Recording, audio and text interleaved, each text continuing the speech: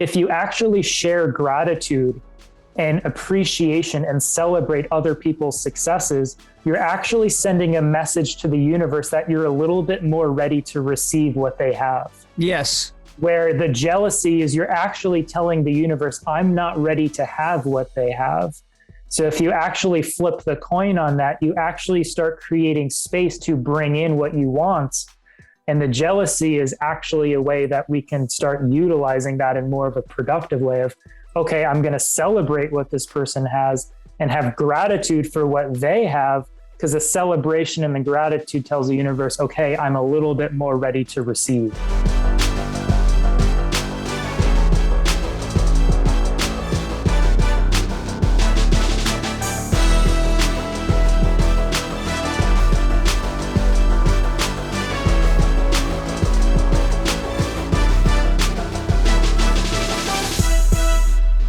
Greg, I'm sure you've heard me quote Jerry Wesh, the psychologist, who says, if you have a big enough dream, you don't need a crisis.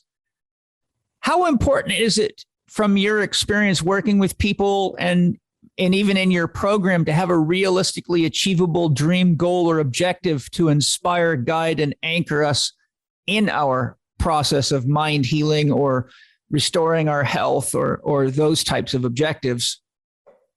So the dream for me is absolutely essential, which is why in your teachings at step one is the dream becomes our North Star. It becomes our inner compass.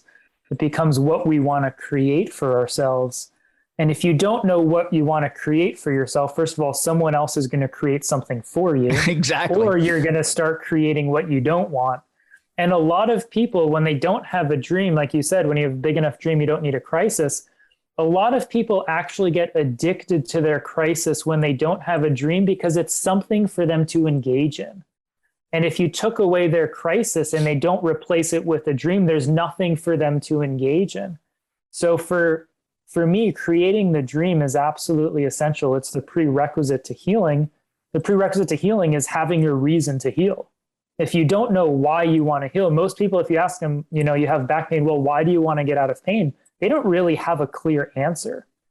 So being able to answer that question, why do you really want to heal, is really the prerequisite.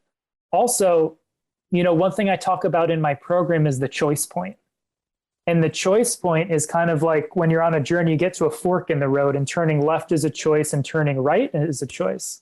And on that choice point diagram, turning right is moving you towards your dream. Turning left is moving you away from your dream. Well, if you don't know what your destination is, how do you know when to turn right and when to turn left? So the prerequisite to getting where you want to go is knowing where you want to go. So for me, that choice point diagram is really powerful. And the prerequisite to empowering yourself at that choice point is having a dream. So, when we're not having a dream or we don't really have that sense of mission or purpose, we also carry out those 4 survival archetypes. It's very easy for us to play the victim when we don't have a dream. Someone who's addicted to their crisis is addicted to playing the victim role. Yeah. It's also easy to self-sabotage at that choice point and make the choice that moves you away from your dream if you don't know where you want to go. It's also easy to play the child archetype where you're looking for other people to take care of you or other people to clean up your mess because you haven't really empowered yourself by having a dream and taking full self-responsibility. And also, if you don't know where you want to go and you don't have a dream, you also don't know what your needs and values are. I think the prerequisite to knowing what your needs and values are is to know what you want to create for yourself. And if you don't know what your dream is and you don't know what your needs and values are, it's very easy to act out the prostitute archetype to constantly negotiate and compromise yourself. So for me, the first step to empowering yourself is determining what your dream is. And that to me is just the prerequisite to healing from anything. Yeah. There's a couple other things that I wanted to share on that regard. People that don't have a dream, goal, or objective and values to guide their choices end up either making a lot of choices that don't help or not making the choices that are important. But wouldn't you agree that somebody that's in that state usually ends up burning up tons of energy because they don't have any sense of direction? So, for example, if your GPS system, say you're coming to see me, to visit me from another city, and you've never been to my house before, so you plug it into your maps program, but it has the destination. So if every time it tells you to turn right or left, you just ignore it and say, I don't feel like doing that, you can easily end up running out of gas and find yourself in the middle of nowhere because you didn't follow your own guidance system, right? Yeah. So your dream tells you, and your values say, turn left here, step on the brake here, more of that, less of that. So people that don't have dream goals and values to support the dream often run out of energy because they're doing a whole lot of nothing all the time.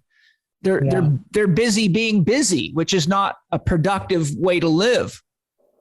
And another element, speaking more energetically, is I see this a lot with the saboteur archetype and also the addict archetype, is when someone is constantly, when they don't have a dream and someone's constantly engaging in behaviors or choices that don't serve them, they're dumping a lot of energy into those choices. They're dumping a lot of their own inner power into those patterns of self-sabotage and of, addictive behaviors.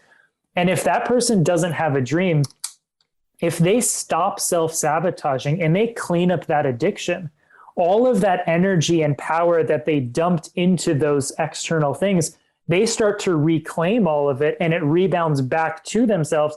But if they don't have a dream to then reinvest the energy and power into something, they're kind of like, I have all this energy and power that I reclaimed, but I don't know what to do with it. Yes. So it's almost like they'd rather not have it than have it and not know how to utilize it. Yes. One of the things I tell students in class at the Institute and patients or clients quite often is, if you don't have your own goals, you can rest assured that you're working for your bosses. Mm-hmm. Absolutely. And the reason I say that is because a lot of people feel jealous that their boss has a nicer car or a better house or can afford nicer clothes and longer vacations. And I go, your jealousy is really a projection of your own disappointment with your lack of self-management and taking responsibility for what you're creating in your life. And all you're doing is creating toxic energy towards somebody else that really is a projection of your own pain and disappointment with yourself. Mm-hmm. And there's a lot of that going on in the world. Yeah. And I was just listening to one of Matt Kahn's teaching. I love his teachings. Yeah. And he was saying, in regards to like people who are jealous of other people's successes, if you actually share gratitude and appreciation and celebrate other people's successes, you're actually sending a message to the universe that you're a little bit more ready to receive what they have. Yes. Where the jealousy is you're actually telling the universe, I'm not ready to have what they have. So if you actually flip the coin on that, you actually start creating space to bring in what you want. And the jealousy is actually a way that we can start utilizing that in more of a productive way of, okay, I'm going to celebrate what this person has and have gratitude for what they have, because the celebration and the gratitude tells the universe, okay, I'm a little bit more ready to receive.